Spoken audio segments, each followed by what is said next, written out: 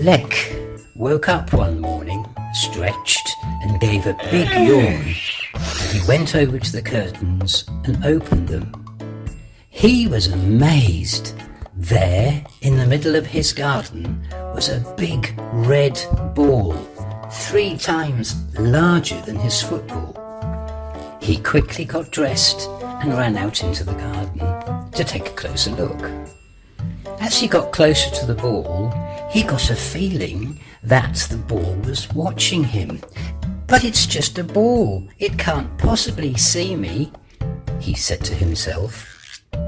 And then a very strange thing happened. As Lek went to pick up the ball, it rolled away from him. He was very surprised.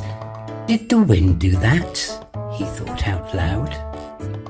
He moved forward again to pick up the ball. It rolled away, only this time it lodged itself against a low wall at the back of Lek's garden. "Aha," said Lek. "You can't get away now." As he came to pick up the ball, he nearly jumped in the air with fright. The big red ball jumped over the wall. On the other side of the wall was a very big field, and so Lek went through the gate and into the field, and at the same time the ball began to roll away from him. "Oh, this is so much fun," said Lek. The faster Lek ran, the faster the ball rolled away from him.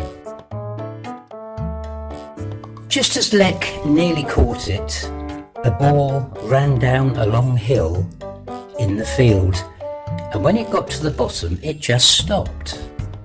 "I'm so glad you stopped," said Lek to the big red ball.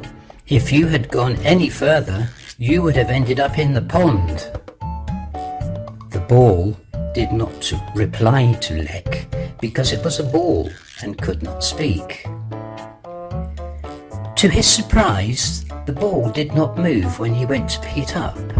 He lifted the big ball against his chest. He was surprised at just how heavy it was. Then he suddenly felt a push against his chest as the ball pulled out of his arms. It rolled along the field and went straight into the pond. "Oh no," said Lek. "Now what shall I do?" The big red ball sank out of sight. "Oh dear," said Lek. He was just about to turn and go home when he heard a splash.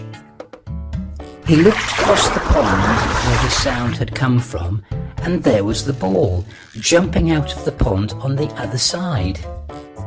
Lek rushed around the pond to find the ball waiting for him.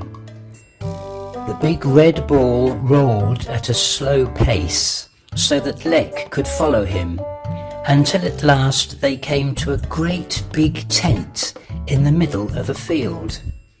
It was a circus tent. The big red ball was part of the circus. It was a magic ball. As if to say goodbye, the big red ball gave a side-to-side wiggle and rolled away to its home in the circus. "Goodbye," said Lek. "Goodbye."